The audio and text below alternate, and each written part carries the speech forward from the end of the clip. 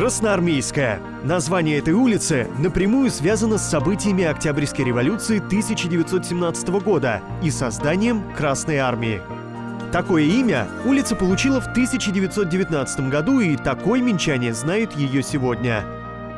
Архитектурный облик этой центральной части города также результат коренного перелома. Исторические здания сегодня изменили свое предназначение, да и улица не раз меняла свое имя в летописи. Так, первое название – Кошарская, от польского «казармы». Они раньше размещались на этой улице в районе современного завода имени Кирова. Также эта улица была известна на карте города как Батальонная. С 1882 года она называлась Скобелевская в честь героя русско-турецкой войны генерала Дмитрия Михайловича Скобелева, известного белого генерала. Заўсёды, калі ён ішоў у бой, а ён ішоў у бой менавіта наперадзе сваіх атрадаў, заўсёды у белай форме і на белым кані. Таму быў празваны белым генералам. Але вы разумееце, што рэвалюцыя пасля грамадзянская вайна і слова белы генерал, яно трошкі змяніла сваё значэнне. Белы — это который не чырвоны, это который буржуазны, который наш вораг, і таму вуліца не можа быць названая ў гонар белага генерала. Перайменавана она была ў вуліцу Чырвонаармейскую. Дом офицеров хоть сегодня и относится к проспекту Независимости, но исторически прописался на территории Красноармейской. Это яркий архитектурный акцент начала улицы. Когда-то это здание знали как Дом Красной армии, а еще раньше здесь находилось архиерейское подворье. В 1793 году, после второго раздела Речи Посполитой, наш Минск оказывается в границах Российской империи. Православие, самодержавие, народность. В Минске готовится усадьба российского православного архиепископа. Для него было выкуплено здание XVIII века. Оно стало началом комплекса архиерейского подворья. Здесь размещалась духовная консистория, церковная администрация. В XIX веке по проекту минского архитектора Хрещеновича на этом месте возводится архиерейское подворье, дворец архиепископа и Покровская церковь, которая размещалась ближе к проспекту. З другого боку архієрейського подвор'я ўніз да ракі Свіслач, да губернатарскага сада.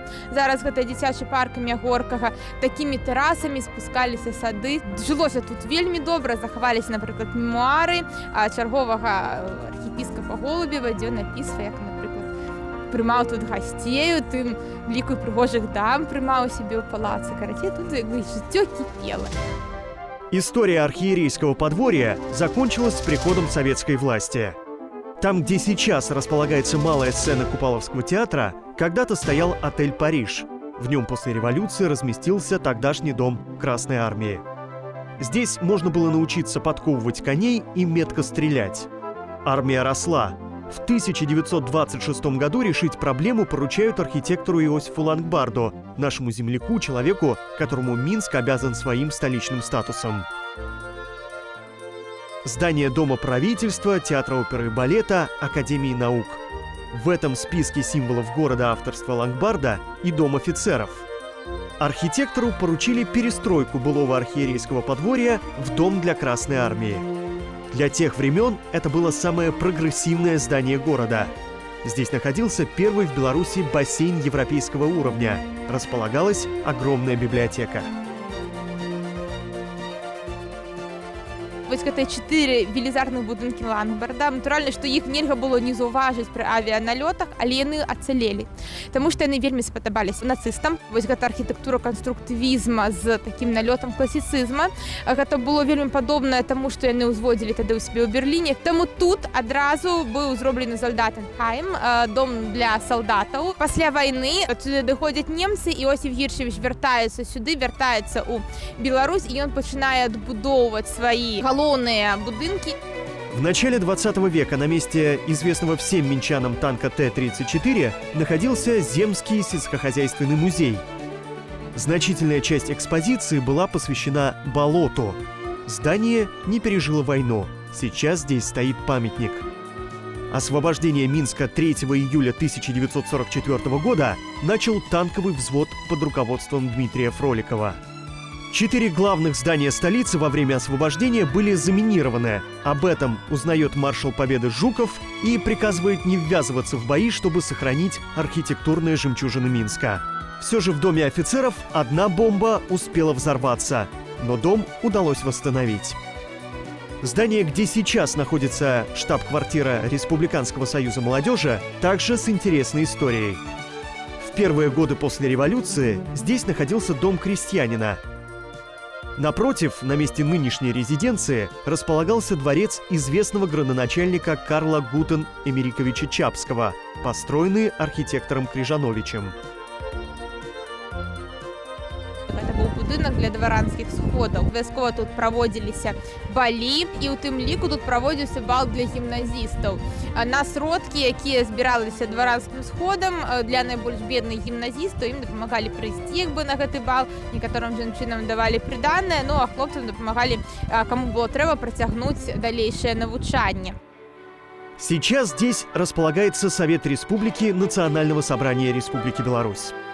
А раньше все минчане и известные белорусские писатели приходили в библиотеку Ленинку. Искусство чистой формы, геометрия и конструктивизм. Огромные круглые колонны, чистые линии и никакого декора. Сверху остекленный читальный зал. Конструктивисты любили лаконичность и яркость. Библиотека была глубокого черного цвета с аквамариновым оттенком.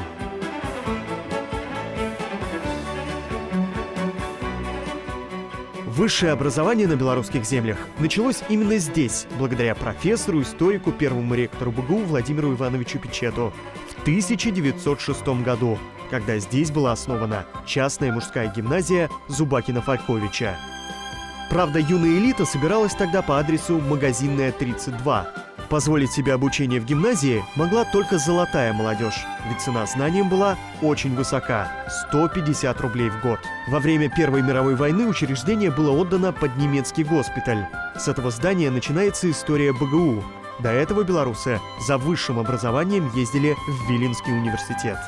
У 1921 годзе, якраз у лістападзе, фактычна мы з вами ля юбілейнай даты 11 лістапада адбылася першая лекцыя, якая была прачытана ў гэтым будынку, і гэтая лекцыя была прысвечана гісторыі культуры народу міжземнамор'я ў перыяд кіравання Рымам. 30 кастрычніка быў дзень адчыненых дзвярэй, было афіцыйнае ўрачыстае адкрыццё універсітэта, а адсюль пачынаецца наш універсітэт, паступова ён распадаўся на факультэты. У 1934 годзе быў утвораны гістарычны факультэт.